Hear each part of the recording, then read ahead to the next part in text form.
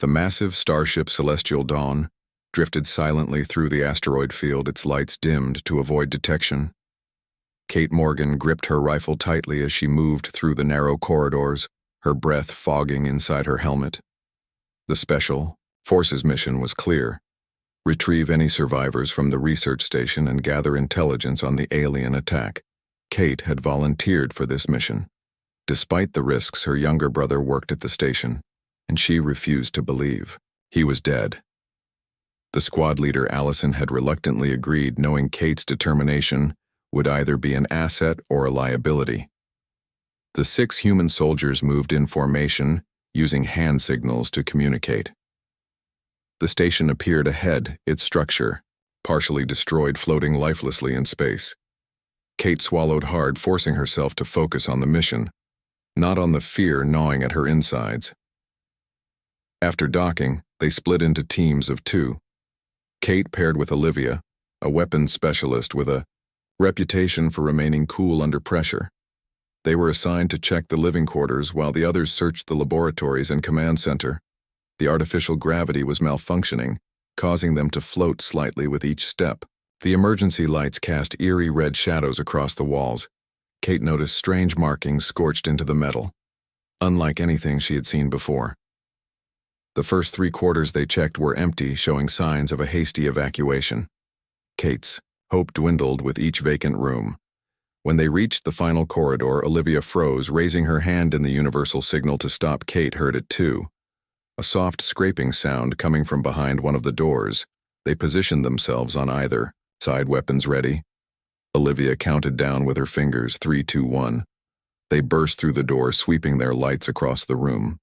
Something scurried into the corner, hissing with fear. Kate aimed her weapon at the movement, then hesitated. The creature huddling against the wall was not human, but neither did it match the descriptions of the hostile Krell species that had attacked the station. Its skin shimmered with an iridescent purple glow. Large almond eyes blinked rapidly in the harsh light of their tactical flashlights. Not Krell. Olivia whispered, lowering her weapon slightly but not completely. Kate studied the alien, noting the slender build and the way it wrapped its 4 arms protectively around itself. Its eyes locked with Kate's, and she felt an unexpected jolt of connection. The alien slowly uncurled one arm, revealing a translation device it held toward them. Kate recognized it as standard research station equipment used for communicating with non-hostile species. She nodded at Olivia, who kept her weapon trained on the alien while Kate approached cautiously. "Not enemy," the device translated in a mechanical voice. "Refugee." Hiding, Kate crouched to eye level with the alien. "Who are you?" "I am Lyra," the device responded. After the alien spoke in a melodic language, "My world destroyed by Krell. I was guest researcher here when attack came." "What happened to the humans?" Kate asked, her heart racing. "Many escaped in pods," said Lyra. "Some taken by Krell. Others," she made a gesture Kate couldn't interpret. "My brother." Kate pulled up a photo on her wrist display. "Ben Morgan." The alien's eyes widened with recognition. Kate felt hope surge through her chest. "Engineer Ben," Lyra confirmed. "He helped me hide before Krell found him." "Was he?" Kate couldn't finish the question alive. The alien assured her, taken with others. Olivia tapped Kate's shoulder. "We need to report this. The rest of the squad needs to know." Kate nodded reluctantly. "We're with a rescue mission," she told Lyra. "Can you come with us?" The alien hesitated, then nodded, gathering a small pouch of belongings.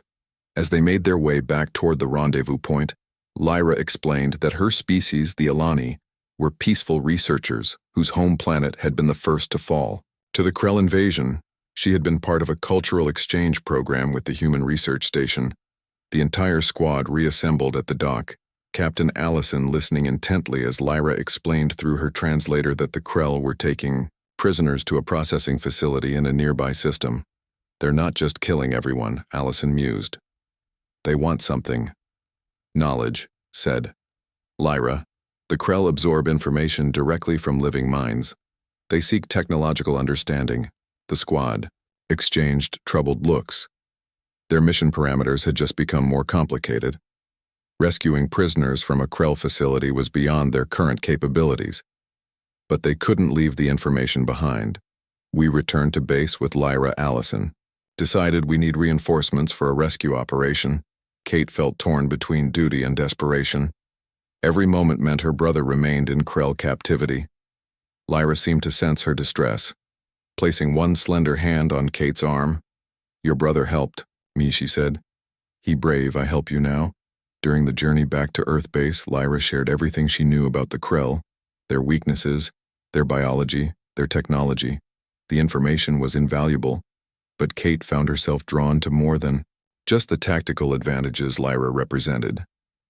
The alien possessed a gentle wisdom and resilience that Kate admired. The Alani lived in a collective society where knowledge and artistic expression were valued above all else. When Kate asked why Lyra had been chosen for the exchange program, the alien explained that she was considered unusual among her kind, more independent and curious about other species. The translation device couldn't fully capture the nuances, but Kate understood that Lyra was something of an outcast among her own people. I understand that Kate admitted I never quite fit the military mold either. I joined because of family tradition, but I always questioned orders more than others liked. Lyra's skin rippled with color, in what Kate later learned was the Alani equivalent of a smile. "We are both between worlds," she said. At Earth base, Lyra was treated with cautious respect. The alien submitted to medical scans and extensive debriefing, providing crucial intelligence that military command had lacked. The Krell invasion had been swift and devastating, with multiple colonies and research stations falling before Earth understood the threat they faced. Kate was reassigned to a special task force charged with planning the rescue operation. Lyra was attached as a consultant, her knowledge of Krell behavior proving essential. Despite the urgency of their mission, bureaucratic delays kept them grounded for days as command debated strategies. During this time, Kate showed Lyra around the parts of the base the alien was cleared to access. The Alani was fascinated by human culture, asking endless questions about everything from food to music to family structures. Kate found herself sharing personal stories she rarely told fellow soldiers about her childhood with her brother, their parents, both military officers who were rarely home the way she had practically raised Ben herself. In return, Lyra described her homeworld, now lost, a place of towering crystal structures and vast underground libraries where knowledge was stored in living organic matrices. Kate was surprised to feel homesick for a place she had never seen, simply from the way Lyra described it. One evening as they watched the sunset from a restricted observation deck, Kate noticed Lyra trembling. "What's wrong?" she asked.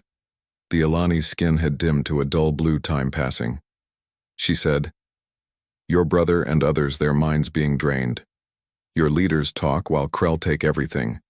Kate had been wrestling with the same thoughts. "I know," she admitted. "I've been thinking we might need to take action before official approval." Comes Lyra turned her large eyes to Kate. "I know Krell facility. I know codes and passages. Official rescue will come too late. Are you suggesting we go alone?" Kate asked, hardly believing what she was hearing. "Not alone," Lyra corrected. "With those who volunteer." The device translated her next words haltingly. "Some rules must be broken to serve greater purpose." Kate stared at the alien, seeing not just an ally but a friend who understood what was at stake.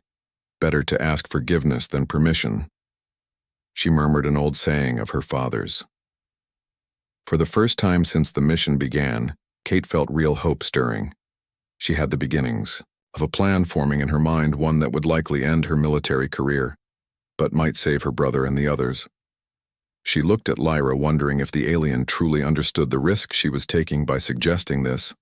Lyra's skin brightened, as if reading Kate's thoughts. "My people are gone," she said. "I have nothing to lose but you. Your career. Your future." Kate thought about her brother, about the other prisoners losing pieces of themselves with each passing day. Some things matter more than following orders, she said. "We leave tomorrow night." As Kate began quietly reaching out to trusted colleagues who might join their unauthorized rescue mission, she realized that her life had changed irrevocably. The arrival of this alien had shifted something fundamental in her understanding of loyalty, duty, and connection, and whatever happened next, they would face it together. The military tribunal room was silent as Kate stood at attention, her face expressionless despite the anxiety churning inside her. The 5 judges looked down from their elevated platform, their expressions equally unreadable. After 2 weeks of hearings, they had reached a verdict. Lieutenant Catherine Morgan, the lead judge, began, her voice echoing in the austere chamber. This tribunal has reviewed all evidence regarding your unauthorized mission to the Krell processing facility. Kate kept her gaze fixed ahead. She had known the consequences when she made her choice. She regretted nothing. Her brother and 22 others were alive because of their actions. Even if she spent the rest of her life in a military prison, that knowledge would sustain her, the judge continued.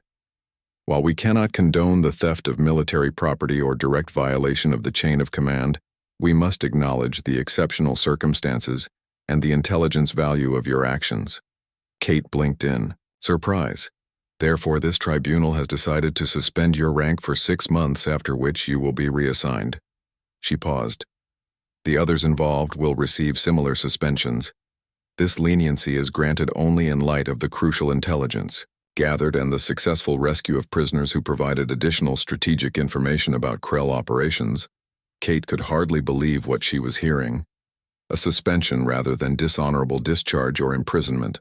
Why, as if reading her thoughts, the judge added, the Alani known as Lyra has been granted diplomatic status by the United Earth government. Her testimony regarding your actions was given significant weight in our deliberations. Kate felt a rush of gratitude toward Lyra. The alien had somehow navigated the human political system to protect them all. You are dismissed, Lieutenant, the judge concluded. The room cleared quickly, leaving Kate alone with her thoughts. She had not seen Lyra since their return to Earth. The alien had been immediately sequestered by intelligence officials, eager to extract every piece of information about the Krell. Kate had been allowed one brief visit with her recovering brother before being confined to quarters awaiting trial outside. The tribunal room, Kate found Olivia and the others waiting. Their expressions mirrored her own disbelief, so Kate said, "We live to fight another day, beats the hell out of prison." Olivia replied with a grim smile. Sam shook his head. The brass must really need Lyra if they're willing to let us off this easy. Kate nodded. That, or the public relations value of our rescue mission, outweighed the cost of punishing us. The story had leaked to civilian media outlets who had portrayed them as heroes rather than rogue operatives. A junior officer approached, interrupting their conversation. "Lieutenant Morgan," she said, "you're requested in the diplomatic wing immediately." Kate exchanged puzzled glances with her companions before following the officer through a series of security checkpoints. The diplomatic wing was normally off-limits to military personnel below a certain rank. She was led to a conference room where several high-ranking officials sat around a large table. Lyra was among them, her iridescent skin brighter than Kate had ever seen it. The alien rose when Kate entered, her forearms extending in what Kate had learned was a gesture of greeting. Among the Alani, Kate smiled, feeling a surge of emotion at seeing her friend again.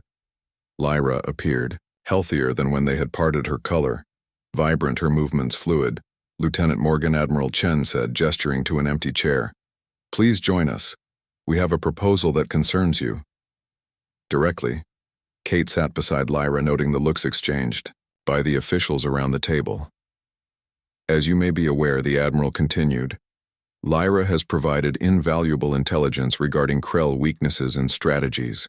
Her knowledge has already led to successful defensive operations at 3 colony outposts." Kate nodded, aware that the information they had gathered during their rescue mission had been immediately put to use. "What you may not know is that Lyra has also made contact with scattered groups of Alani survivors throughout the galaxy." Chen continued, "There are more of her people alive than we realized, hiding in remote systems."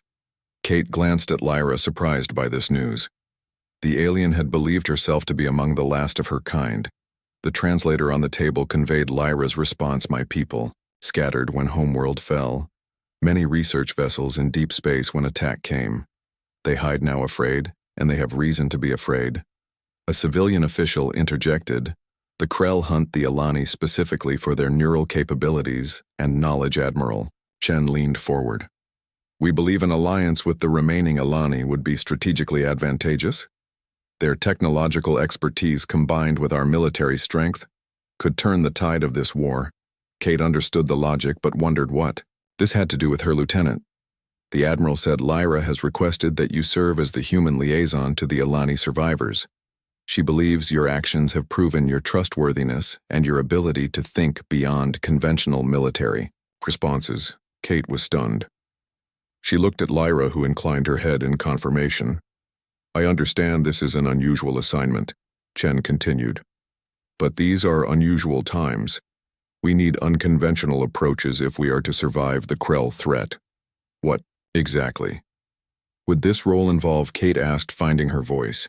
You would accompany Lyra on a diplomatic mission to contact the scattered Alani groups, facilitate communication between our species, and help coordinate joint strategic efforts, the admiral explained. You would report directly to this council, bypassing normal chain of command. Kate considered the implications. This was no mere diplomatic assignment. She would be at the forefront of building a new alliance, helping to shape humanity's relationship with the Alani. This was far beyond her training or experience. Why me? She asked, turning to Lyra. The translator conveyed the alien's melodic response. You saw me as person, not asset. You risked everything for family bonds, something my people understand deeply. Alani trust built on actions, not words. Your actions speak truth. The simple sincerity of Lyra's explanation touched Kate deeply. Despite their physiological differences and the barriers of language and culture, they had formed a connection based on mutual respect and shared values. I accept, Kate said without further hesitation. The details were arranged quickly. Kate would be given the rank of special envoy during her suspension period, with all the diplomatic credentials needed for her mission. She and Lyra would depart within the week aboard a small but well-equipped vessel. Kate spent her remaining days on Earth. Visiting her brother Ben, was recovering slowly the neural damage from the Krell extraction process, healing gradually. He still suffered from nightmares and memory gaps, but the medical team was optimistic about his eventual recovery. Him leaving for a while, Kate told him during their final visit, explaining as much of her assignment as she could.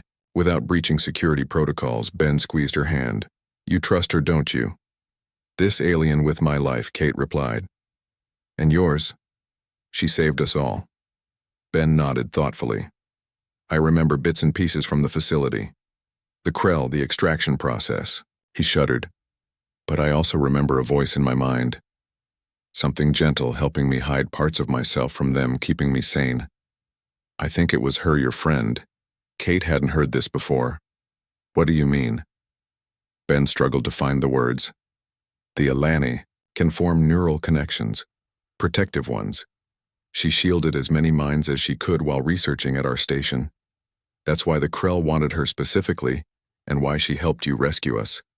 She was already connected to us. This revelation gave Kate a deeper understanding of Lyra's commitment to the rescue mission, and perhaps explained the bond Kate herself felt with the alien. Something that transcended ordinary friendship. The day of departure arrived sooner than Kate expected. She stood on the launch platform watching technicians make final preparations to their ship. Lyra joined her, the alien's presence, now a familiar comfort. New journey begins, Lyra's translator conveyed. Many challenges ahead, Kate nodded. We'll face them together. Ship was small, but advanced, incorporating both human and Alani technology. Their first destination was a remote mining outpost where a group of Alani scientists had taken refuge. According to Lyra's information, they had continued their research, in secret developing technologies to counter the Krell threat. As Earth diminished behind them, Kate felt a mixture of trepidation and excitement. This mission would take them into uncharted territory, both literally and figuratively. They would be among the first humans to engage with Alani culture on a deeper level, learning their ways while teaching them about humanity. Lyra worked at the navigation console, her forearms moving with practiced efficiency. Kate noticed how the alien's skin changed colors, subtly reflecting her emotional state. A communication method more nuanced than words. Kate had been studying the Alani language, attempting to understand its musical complexities without relying completely on the translator. She attempted, a greeting in Lyra's native tongue. The sounds felt strange in her human vocal cords, but Lyra's skin brightened in response. "Good beginning," the alien said through the translator. "With practice, understanding grows." During the journey, Kate learned more about Ilani culture than any human before her. The Ilani were a species that valued knowledge and harmony above all else. Their society had no concept of warfare before the Krell arrived, focusing instead on scientific and artistic pursuits. Their neural capabilities allowed them to share information and experiences directly, mind to mind, a form of communion that strengthened their collective understanding while preserving individual. The stolen shuttle cut silently through the darkness of space, its stealth systems activated to avoid detection. Kate piloted while Lyra worked the navigation console. Behind them, 4 volunteers from the base sat checking their weapons and gear. None of them wore official uniforms or carried identification that could link them back to Earth. Command Kate had been surprised by how quickly she found willing participants in her unauthorized rescue mission. Olivia had immediately volunteered, along with 3 others who had lost friends or family in the Krell attacks. Sam, a demolitions expert; Maya, a combat medic; and Diane, a communications specialist. They all understood they were risking court-martial or worse. "We approach Krell space," Lyra announced, her translator device conveying the urgency in her voice. Kate nodded grimly, activating the cloaking technology they had borrowed without permission. The technology was experimental and would only work for 6 hours at most, giving them a narrow window to complete their mission. According to Lyra, the processing facility orbited a small moon in an uninhabited system. The Krell considered it too insignificant to heavily guard, focusing their defenses on more strategic locations. This was their one advantage. Kate glanced at Lyra, noting how the alien's skin pulsed with nervous energy.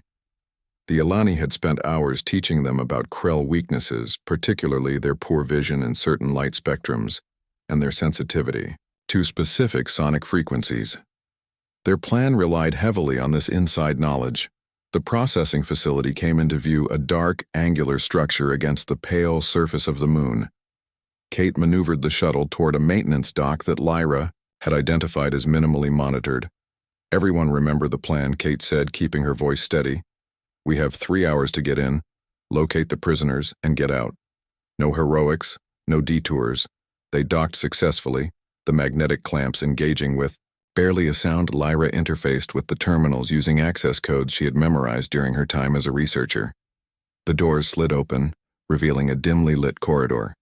Diane set up a communication relay to ensure they could stay in contact, despite the facility's signal jamming. Olivia took point weapon ready while Sam prepared the charges they would need for their escape. Kate stayed close to Lyra, who led them through the labyrinthine structure. The facility was eerily quiet. The Krell relied heavily on automated systems rather than personnel. Occasionally, they passed hulking maintenance drones programmed to ignore anything that possessed the correct access signatures. Lyra had replicated these signatures for their team, according to the information Lyra had obtained. The prisoners were kept in a central chamber, where the Krell could efficiently extract information from multiple subjects. As they drew closer, Kate felt her heart pounding against her ribs. The thought of seeing her brother again mixed with fear of what condition he might be in. They reached a large circular door. Lyra worked quickly at the control panel, her 4 hands moving with practiced precision. The door slid open, revealing a horrifying sight. Dozens of beings from various species hung suspended in transparent chambers, tubes and wires connected to their bodies pulsing with an eerie blue light. Kate scanned the room, frantically searching for human prisoners. She spotted them on the far side, Ben among them, his face gaunt but his chest still rising and falling with breath. Kate fought the urge to rush to him. They needed to be methodical. The Krell extraction process was delicate and disconnecting. The prisoners incorrectly could cause permanent damage. Maya moved forward, examining the control systems with Lyra. Lyra spoke rapidly to Maya, her skin flashing with urgency. The translator conveyed, "Must disconnect in sequence. Neural patterns disrupted if done incorrectly." While Maya and Lyra worked on safely extracting the prisoners, Sam placed charges at strategic points around the facility. These would serve as distractions during their escape. Olivia and Diane secured the entrance, ensuring they wouldn't be surprised. Kate approached, her brother's chamber fighting back tears as she saw the tubes entering his skull. The chamber was filled with a translucent fluid that seemed to amplify the electrical signals running through the wires. She placed her hand against the glass. His eyes remained closed, unaware of her presence. 17 minutes until shift change. Diane warned from her position by the door. We need to move. Maya and Lyra had developed a sequence to safely disconnect the prisoners, starting with those who had been there the longest. The process was agonizingly slow. Each freed prisoner remained unconscious, their minds still processing the trauma of the extraction. When they finally reached Ben, Kate helped Maya remove the tubes and wires.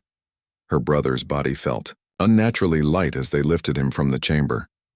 His skin was pale with a bluish tinge, but his pulse was steady. How many are conscious enough to walk?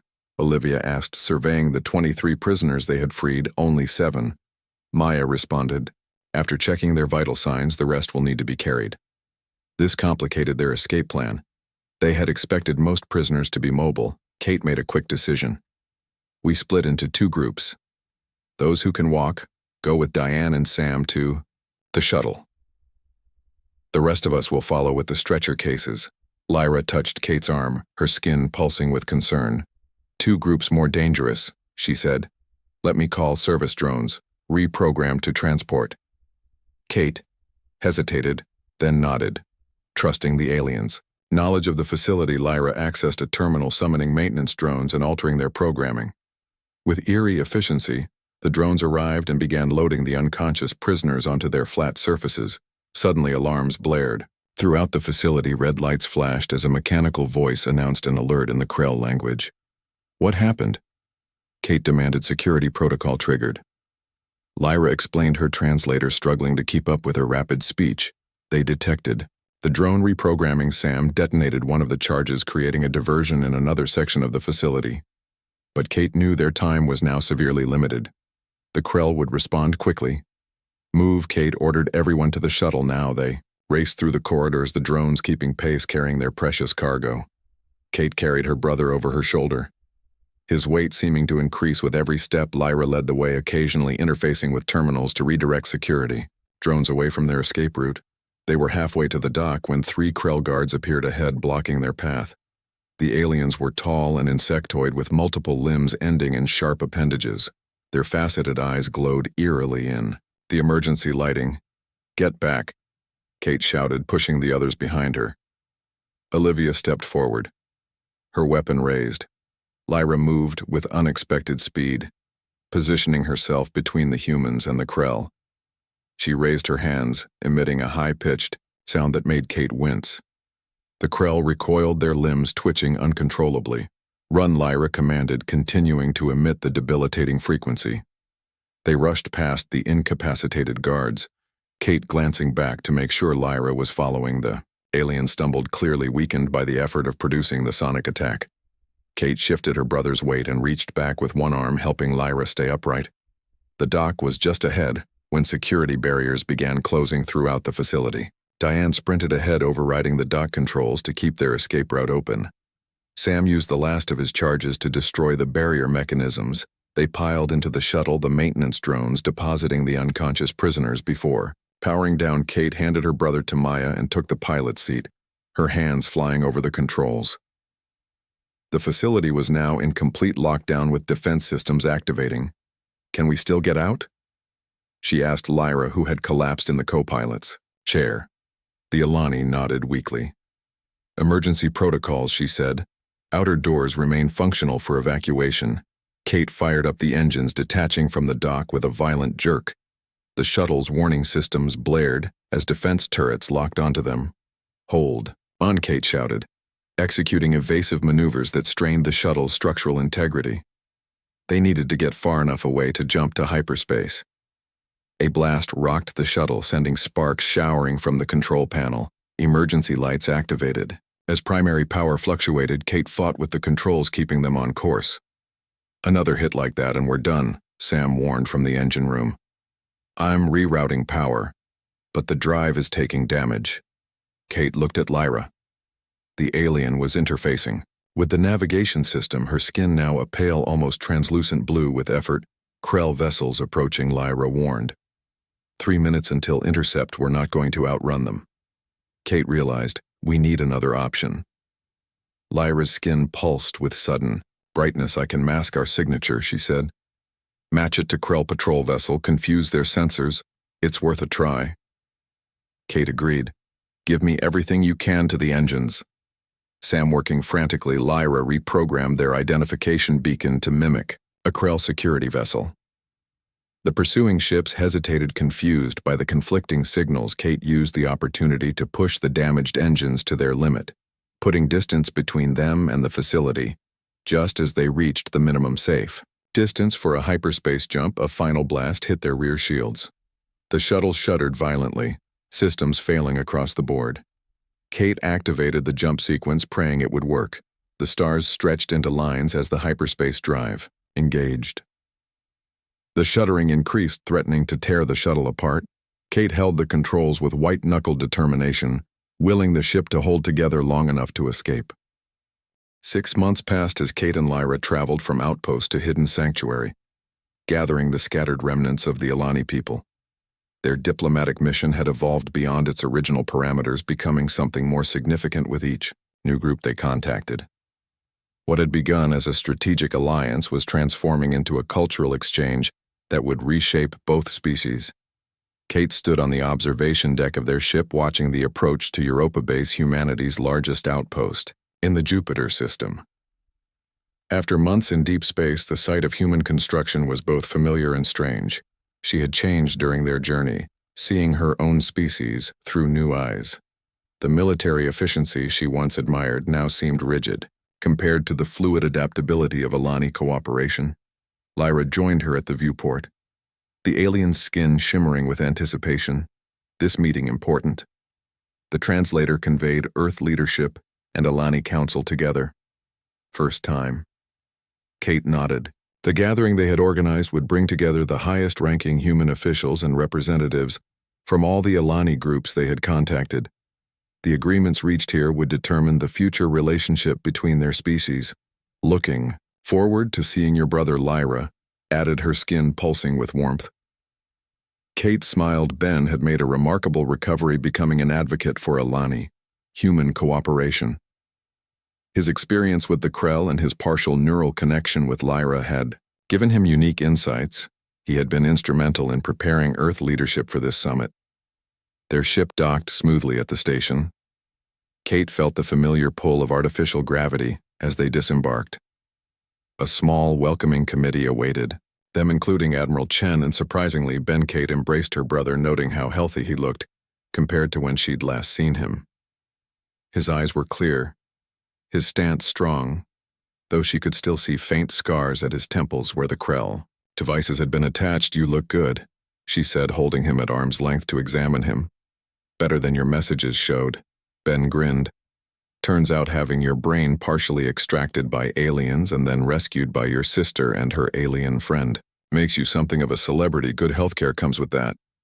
He turned to Lyra, performing a surprisingly accurate Alani greeting gesture. The alien responded, her skin brightening with pleasure.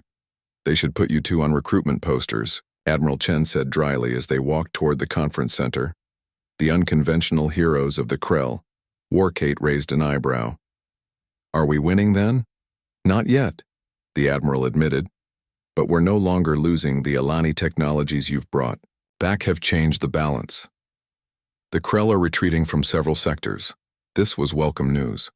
Kate and Lyra had been so focused on their diplomatic mission that strategic updates had been sporadic at best. The conference center was a large dome, with panoramic views of Jupiter's swirling clouds. Inside, representatives from both species were already gathering. Human military officers in dress uniforms mingled awkwardly with Alani delegates, their iridescent skin creating patterns of light.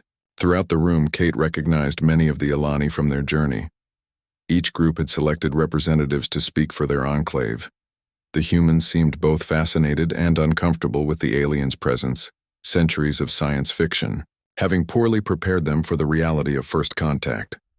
The formal discussions began with presentations from both sides: military strategies, defensive technologies, potential colony sites.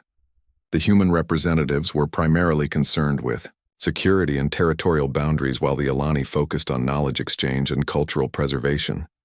Kate observed the proceedings with mixed emotions. She understood both perspectives, but worried about the fundamental differences in their approaches. At a recess, she found Lyra in a quiet corner, the alien's skin dimmed to a troubled blue. Not going well, the translator conveyed.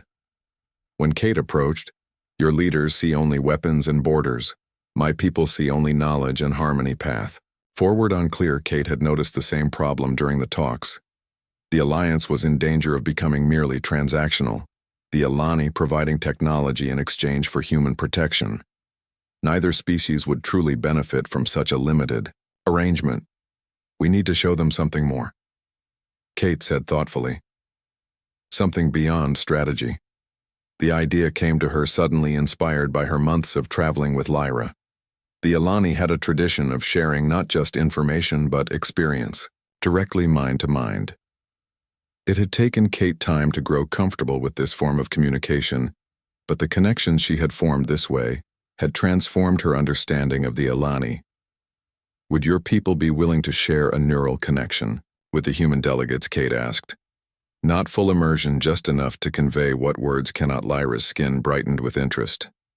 "Possible," she confirmed. "Through focus, crystal temporary connection. Safe for humans. If properly prepared." Kate approached Admiral Chen with the proposal, explaining how a controlled neural connection might bridge the communication gap between the species. The Admiral was skeptical, but intrigued. "This isn't some kind of mind control?" Chen asked. Kate shook her head. "It's more, like the right word eluded her, experiencing someone else's memories or emotions, seeing through their eyes briefly, understanding in a way words can't convey."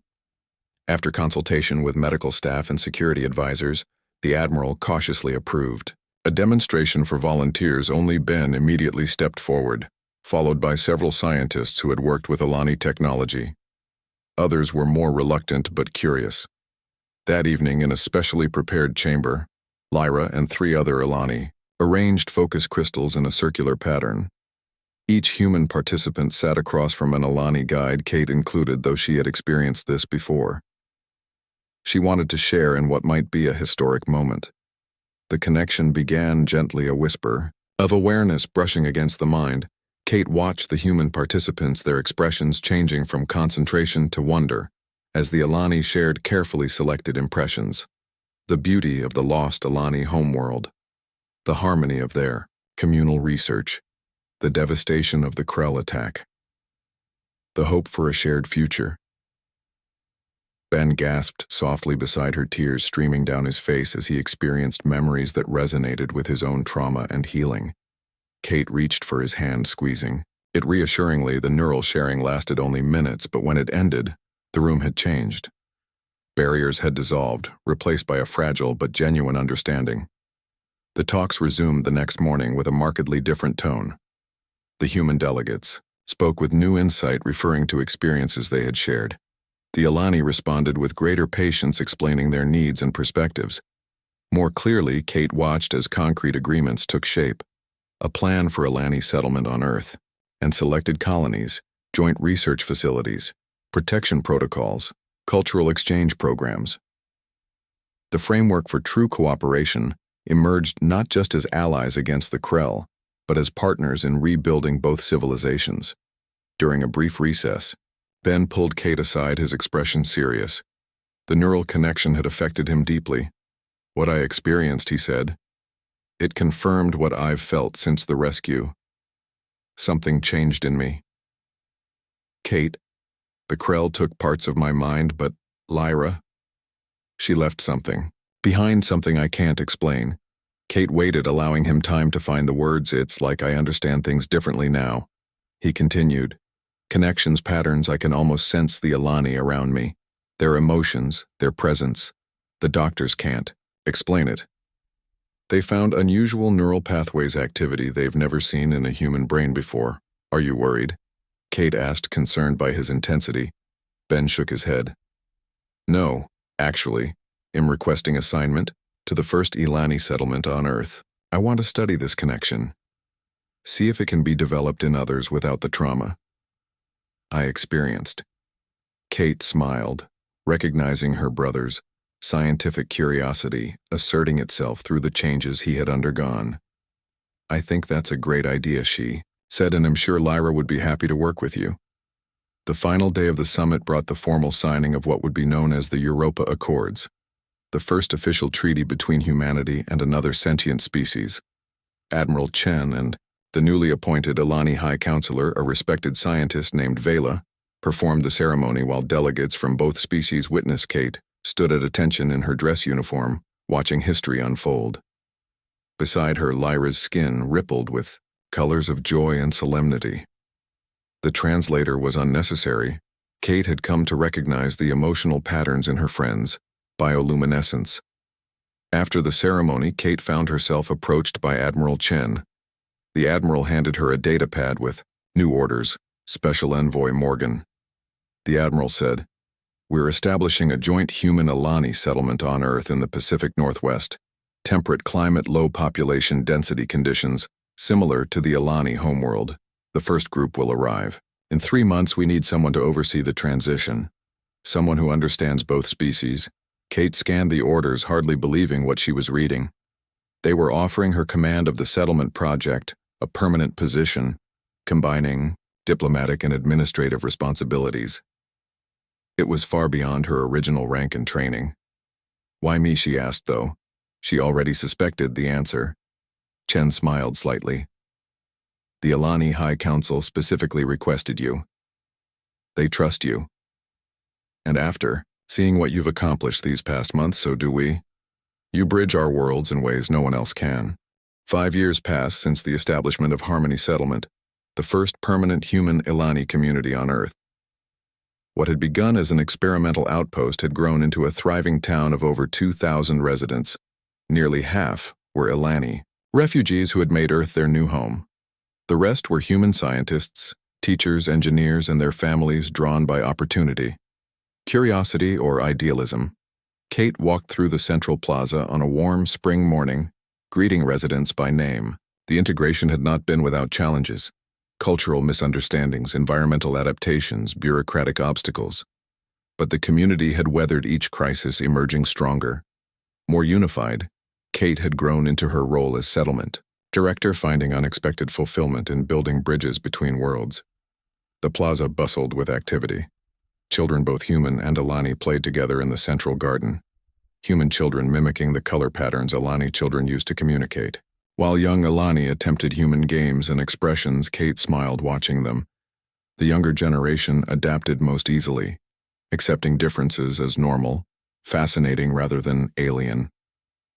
Morning Commander, a human researcher, called waving as he passed. Kate returned the greeting, noting how the formal title had become more an affectionate nickname than a rank. The military structure she had once valued so highly had gradually relaxed in this unique community, replaced by more collaborative approaches influenced by Alani consensus methods.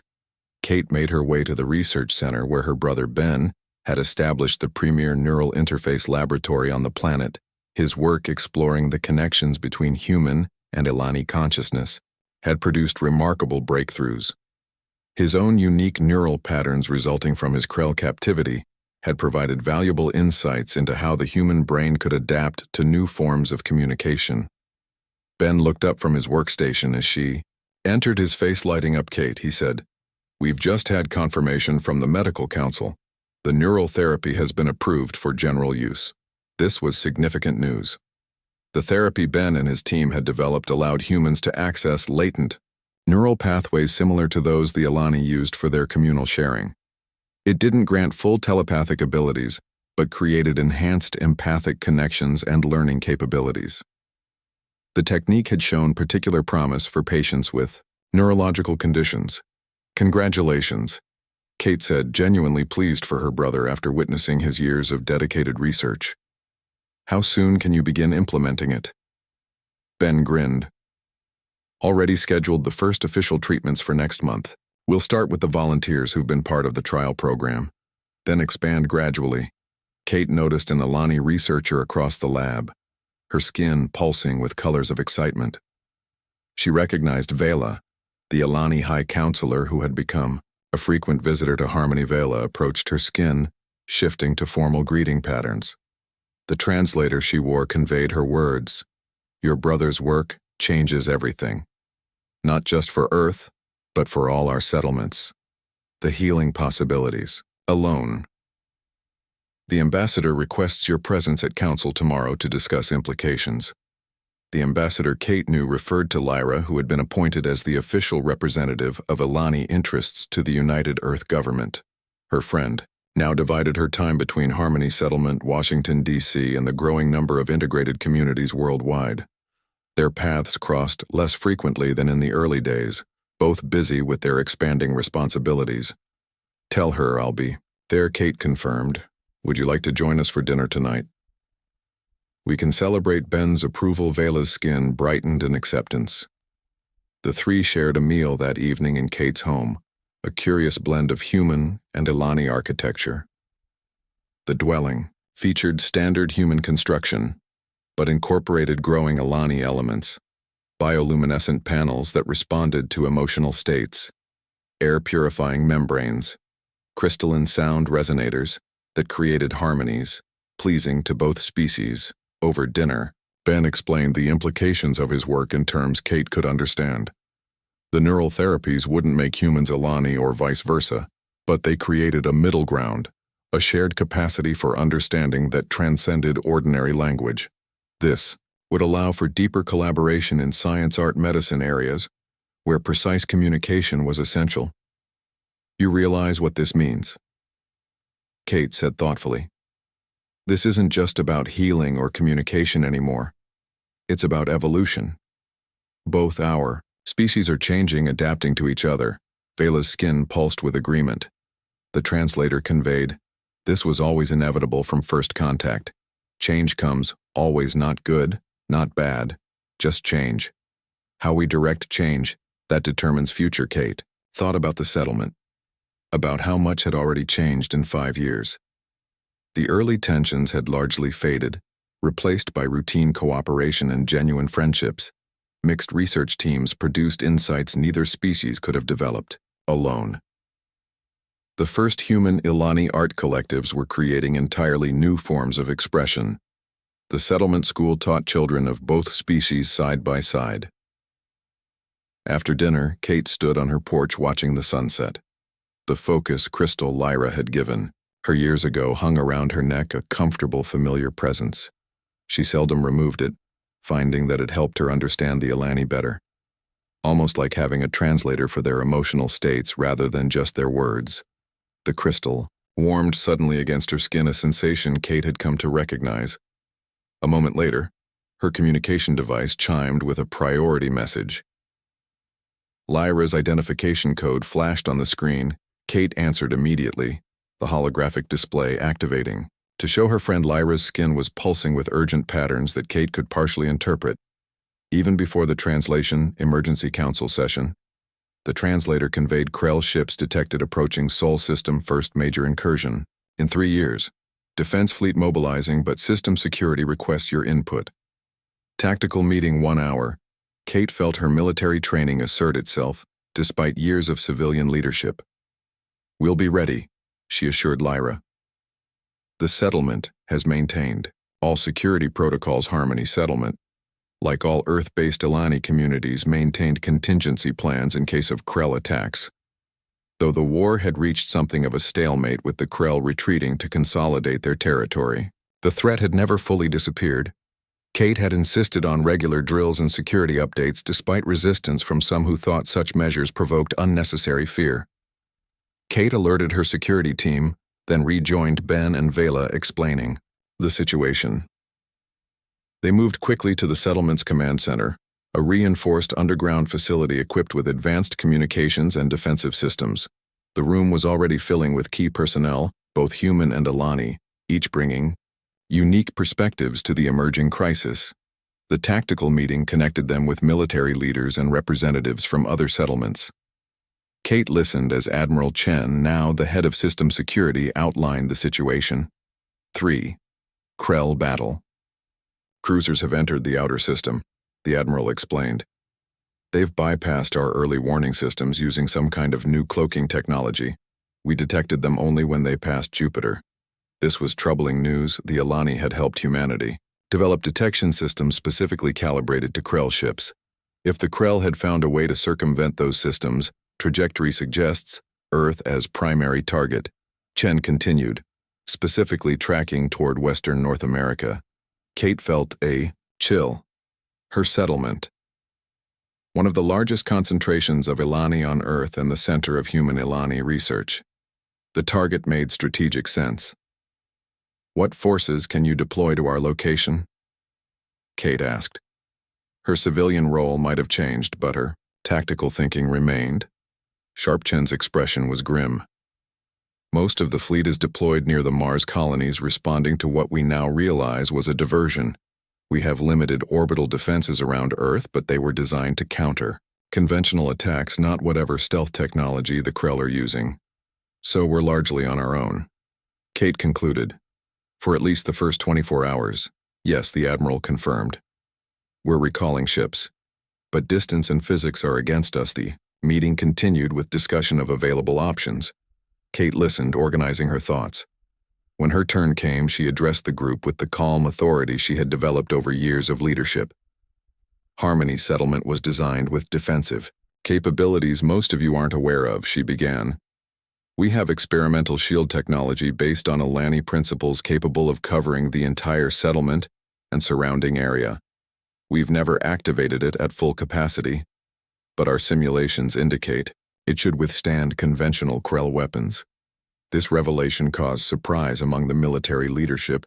Kate had intentionally kept certain defensive developments quiet, knowing that some in the military establishment remained suspicious of sharing advanced technology with the Alani. Additionally, she continued, we've been developing disruption fields specifically designed to counter Krell neural technology. The prototypes are ready for deployment.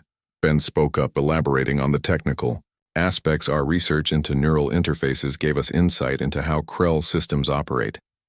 Their technology is essentially an invasive version of Alani neural connection.